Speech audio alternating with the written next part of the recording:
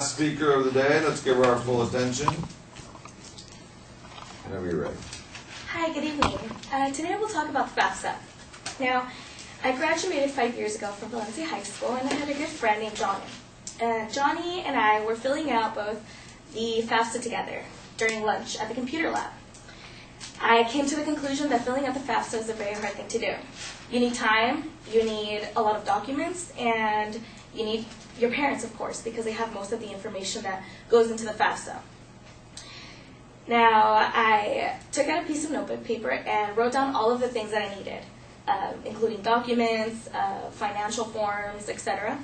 And I went home and took it to my parents and asked them to set up a date where we can both sit down and fill it out.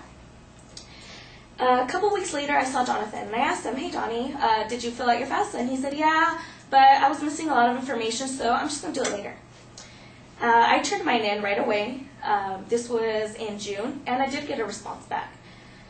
I saw Jonathan again about 2 months after we graduated, and I asked him again, "Hey, did you fill out your FAFSA?" And he said, "No, I'm just going to wait on college. I'm going to work a year, and then I'm going to return when I have the money to go, because the FAFSA is just too hard. They were sending it back to me." And I said, "Okay, well, good luck with everything." I just saw him about a month ago, and I asked him, "Hey, whatever happened? Are you in school? What are you doing with yourself?"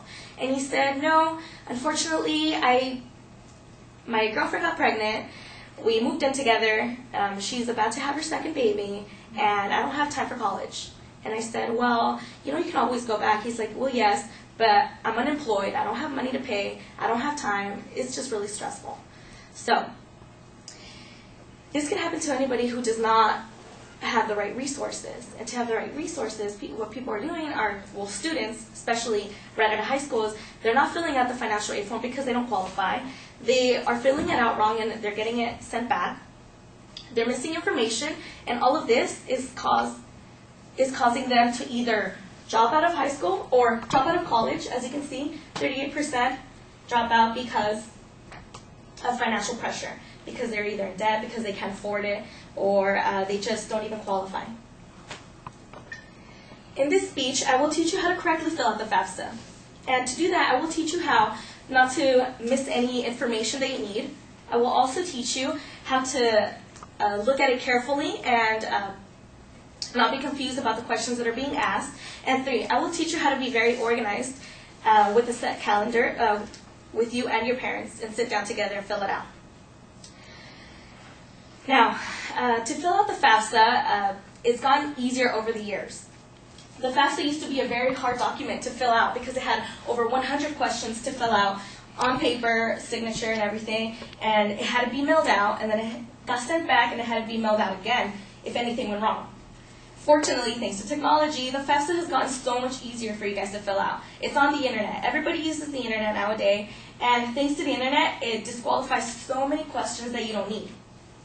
It's still really hard to miss questions, or it's still hard to fill it out and miss questions. For example, a lot of the monetary questions, or a lot of things that ask for financial numbers, it's really hard to fill out because either 1, you don't get that income because you're still students, or 2, your parents are unemployed, or maybe you do work and you do have a job and you have tax returns.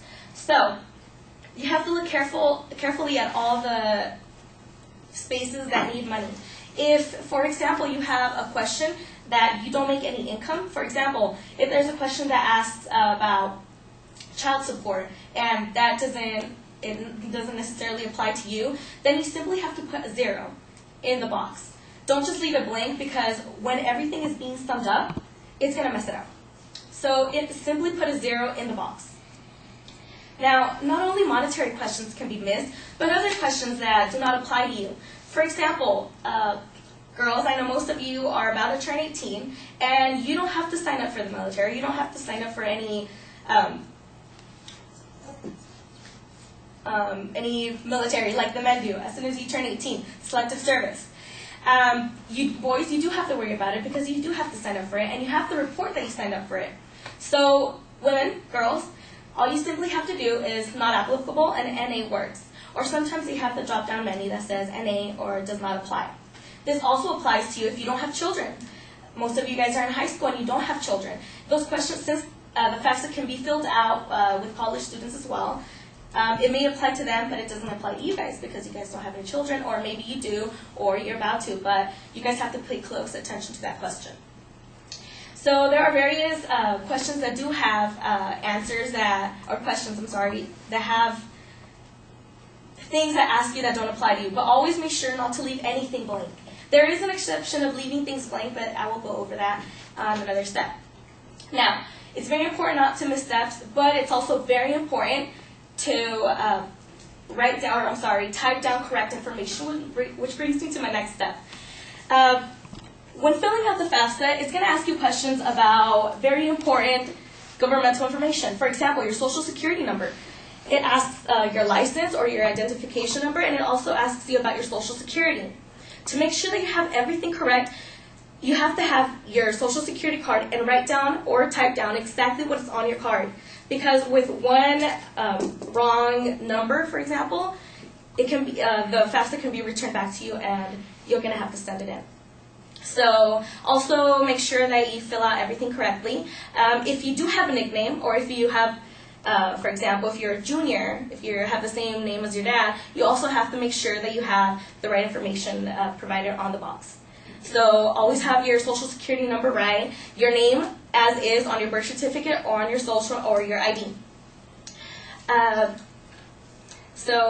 This brings me to my last thing, which is you have to be very, very organized to fill out the FAFSA. Like I said before, I sat down with my parents and I had a list of things that I needed. It is very important to be organized because students are missing the deadlines, and this is bad because they're skipping out on a lot of they're missing out a lot of money that they can have received.